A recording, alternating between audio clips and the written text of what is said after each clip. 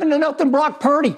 Would you believe that Brock Purdy became the first Mr. Irrelevant to start and actually win a game as a quarterback against this Bucs defense?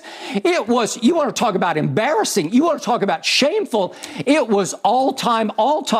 And then I look up again, and here they come again, and it's 14-0, then it's 21-0.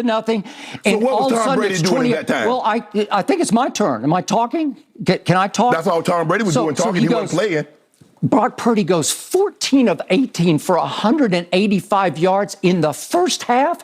Are you kidding me? But here's the bigger problem, which you're not going to ever acknowledge anything like this. Right away, they lose Vita Vea.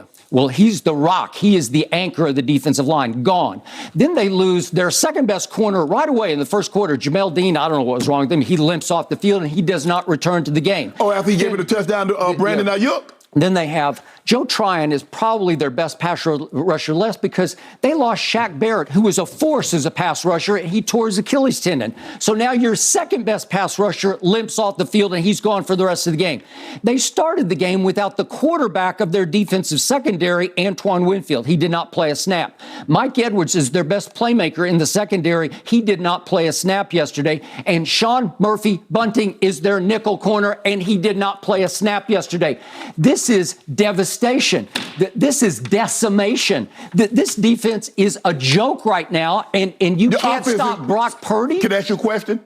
If the defense is a joke, what is the offense? Okay. If the defense is a joke, if they're atrocious, what is the offense? Yesterday, it was atrocious. Skip, you're talking about yesterday. Skip, they're 6 and 7. Who are they playing against? You don't think that defense will do it to anybody in that stadium? They're going to do it to any quarterback in that stadium. So I want to make sure I'm hearing you correctly, and the people at home, they played the 49ers 13 times this year. So explain the 6 and 7 record.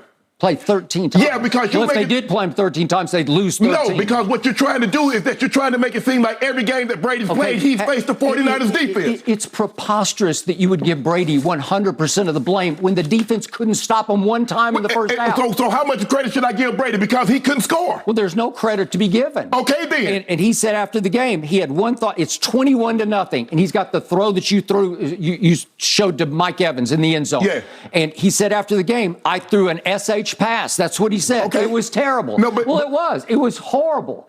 And if anybody out there can explain to me why Tom Brady and Mike Evans have lost their rapport, their connection. Have they really ever had it? I don't know. I've seen games where he's throwing 15 balls. In the red zone, yes. The back shoulder fades or the fade ball. I mean, yeah, when they get in the red zone, they normally have a pretty good rapport. But they really never had rapport in the field like he's had rapport with all his other receivers in New England, like with the Amendolas, the Edelmans, the Welkers, the Gronk, the Randy Mosses. Okay. He's never had that type of rapport with him. Okay, so clearly there's no Randy Moss. Clearly there's no Edelman or Amendola because I thought maybe Russell Gage could turn into that. I thought maybe early on Scotty Miller could turn into that, but he can't. All he can do is just run go routes. And they don't have a Gronkowski. Obviously, he's trying to turn the rookie Cade Otton or O'Keefe into his tight end. And Cameron Brate got, 2 targets yesterday and didn't do anything. And I thought he would be a semblance of a Gronkowski this year, and he is nothing this year. So all of a sudden, I don't know. They can't run it. They can't protect. And they obviously can't separate. He's not comfortable with anybody. He and Godwin have some rapport, but Godwin's more of a midfield possession receiver. Yeah.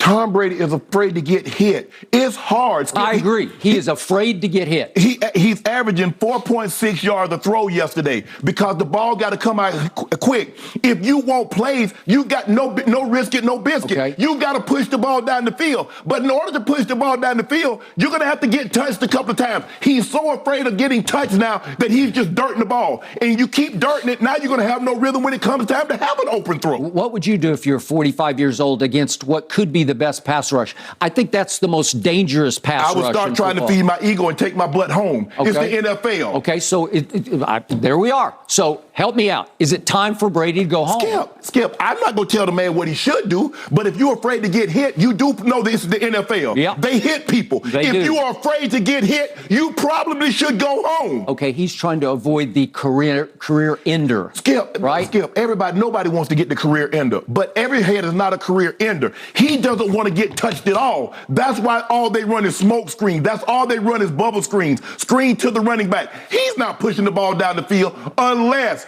like 2 or 3 plays a game, he will push the ball down the field. Other than that, everything is shore fishing. He's not deep sea fishing because he's afraid. But in these comebacks, you didn't mention anything. You talk about the greatness of Tom Brady.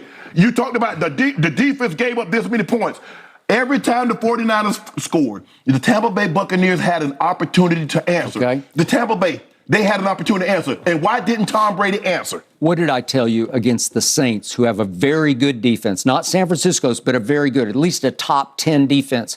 What did I tell you happened in the 2 long touchdown drives that he came from 16 to 3 down to win the game? You see what you just said? You said he. You didn't say Tampa came from behind. That's why I gave 100% of the blame. Well, what happened in those 2 touchdown drives? They went no huddle. They went into what they called their 2-minute. And all of a sudden, Brady is calling every play, I believe, and it's bing, bing, bing. The ball is coming out fast, and the defense is on its heels. Can't substitute. And here he came, and there he went. And it's 2 80-yard type drives to win the game. Yeah. Okay? And I said, I got to see it at San Francisco. I wish they'd come out in a 2-minute, no huddle. Nobody can play 2 minutes for the whole game. Did you see them do it one time yesterday? They didn't do it one time. I don't know what they're thinking. Well, Skip, when you down 20, it's all you got. Skip, you down 20. Okay, why don't you come out? Why don't you come out and just say, we're going to show you this right away? We're going to show it to you, so at least we make you fear it a little bit. But you do understand that when you go no huddle, the substitution package. I got it. I understand, but you just do it because it's what you're best at. It's what your 45-year-old quarterback is best at. Skip, is just getting into a mental rhythm of boom, boom, boom, on your heels, on your heels. I got this, I got that, I got that. Yeah, but when you do that, Skip, your receivers get tired. Then you have substitution. Now you allow the defense to substitute. And I get why Tom Brady loves the no huddle, because the defense gets to be basic. You can't be exotic. Absolutely. But Skip, at some point in time, you're going to have to acknowledge the numbers. Okay, the numbers I acknowledge is it was 14-0 barely into the second quarter. Then it's 21-0 with 8 minutes left in the second quarter. Skip. It's ridiculous. Skip, but what about Tom? Okay, if Tom is what you said he is, well, I didn't ever say he was. I picked him to steal this game 14-13. So I needed the defense to hold Brock Purdy to 13 points, and they held him to 28 at halftime. But what did I tell you? It's ridiculous. I said I don't believe Tom Brady can get past the number that Brock Purdy couldn't get to. I said 20. Okay, I believe he can get. I believe Brock Purdy. Yeah. Skip, you've seen 13 games, and you've seen this man struggle to get to 20 points. Okay, should he go home now? Skip, should he call it a year?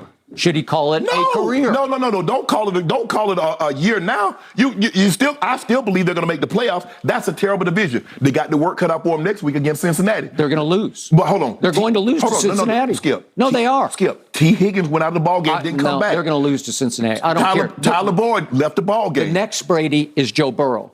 And Joe Burrow is operating at a supremely high level, and this defense will get shredded by Joe Burrow. Well, Skip, shredded. You can't keep losing your best players, even when you have a superior quarterback, and it be business as usual. But these numbers, Skip, he's thrown the ball. He's on pace to throw the ball another 700 times. Yep.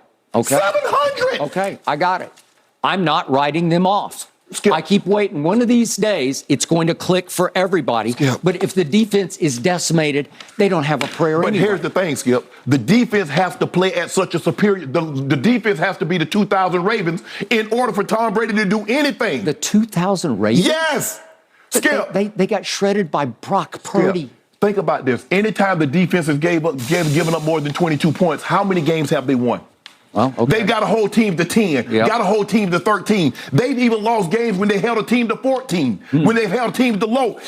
But I don't understand. Skip, it's okay. You see, the problem that I have with you and a lot of people, you think I'm trying to take away what Tom Brady's already done. I'm saying Tom Brady is not playing this year. Okay. Forget the Super Bowls. Okay. Forget everything that he's done for the past 22 years. I'm talking about season 23. Okay. Tom Brady hasn't played well, and everybody knows it. it. Okay, that's fine. But the difference between you and me is I just go to the end of the limb and I just say, boom, this is what I see.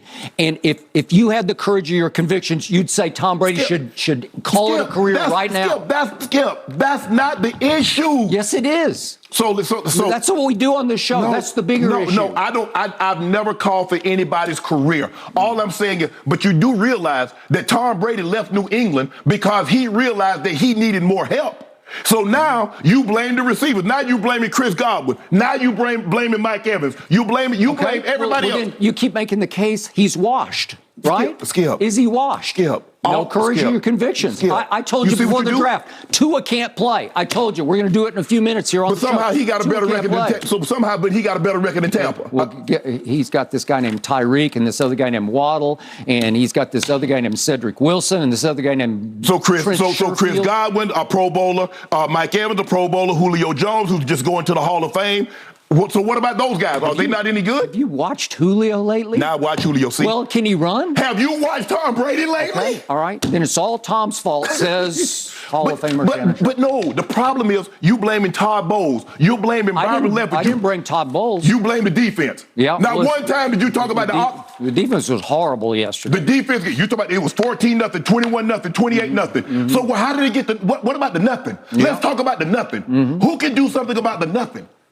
Well, obviously, he had his chances, but he's going up against the best defense with no protection. But he's you know what? You better hope that Tristan Wirfs doesn't come back. You better hope that Ryan Jensen doesn't come back. Skip. You better hope that they don't start getting healthier in the offensive line because you're going to be up the creek without the paddle. I don't do anything with hope. I don't wake up saying, I hope I can pay my bills. I hope I car crank. I hope I do this. That's not what I do. I base everything I do on what I know.